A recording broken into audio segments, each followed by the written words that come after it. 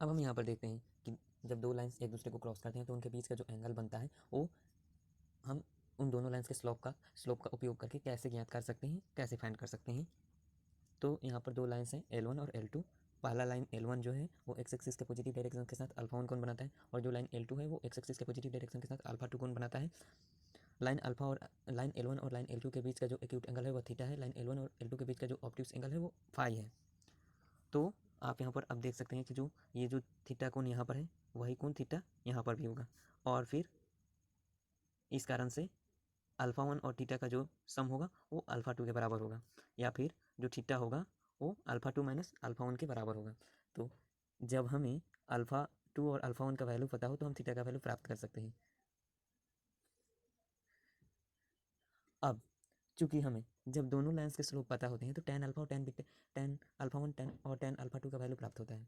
तो हम tan theta का वैल्यू प्राप्त कर सकते हैं। tan theta is equal to tan alpha 1 minus tan alpha 2,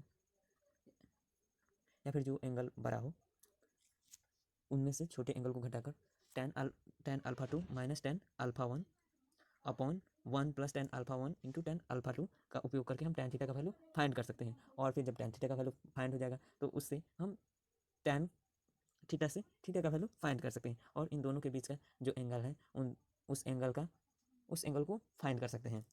इसी प्रकार जो फाई है उसका वैल्यू माइनस tan थीटा के बराबर होगा, क्योंकि tan 180 degree minus theta minus tan theta के बराबर होता है। और इस प्रकार हम पाते हैं कि जब दो लाइन्स एक दूसरे को क्रॉस करेंगे तो उनके बीच का जो ऑब्ट्यूस एंगल होगा वह उनके बीच के जो एक्यूट एंगल होगा उसमें से उसको 180 डिग्री में से घटाकर प्राप्त कर सकते हैं, और उसका जो टेंजेंट होता है वो एक दूसरे के निगेटिव होते हैं।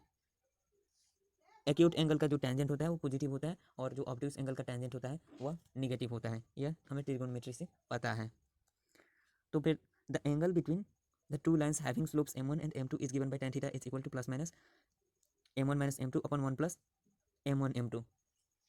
और जब हमें एक्यूट एंगल पता करना हो तो हम इसे मोड में ले लेंगे ताकि हमें पॉजिटिव वैल्यू पता हो। If we take the acute angle between these two lines, then tan theta is equal to mod m2 minus m1 upon 1 plus m1 m2। यहाँ पर हम इसका एक्सपेंशन देख सकते हैं। Let L1 and L2 be two non-vertical lines with slope m1 and m2 respectively. If alpha 1 and alpha 2 are inclinations of line L1 and L2 respectively, then m1 is equal to tan alpha 1 and m2 is equal to tan alpha 2. We know that when two lines intersect each other, they make two pairs of vertically opposite angles such that sum of any two adjacent angles is 180 degree. Let theta and phi be the adjacent angles between the line L1 and L2. जैसे कि हमें यहाँ पर figure में दिखाया गया है। Then theta is equal to alpha 2 minus alpha 1 and alpha 1 alpha 2 is not equal to 90 degree. Therefore tan theta is equal to tan alpha 2 minus tan alpha 2 minus alpha 1, which is equal to tan alpha 2 minus tan alpha 1 upon 1 plus tan alpha 1 into tan alpha 2, which is equal to m2 minus m1 upon 1 plus m1 m2, and phi is equal to 180 degree minus theta, so that tan phi is equal to tan 180 degree minus theta is equal to minus tan theta is equal to minus m2 minus m1 upon 1 plus m1 m2, जो कि tan theta के negative है। और फिर हमें ये value tan theta का प्राप्त होता है।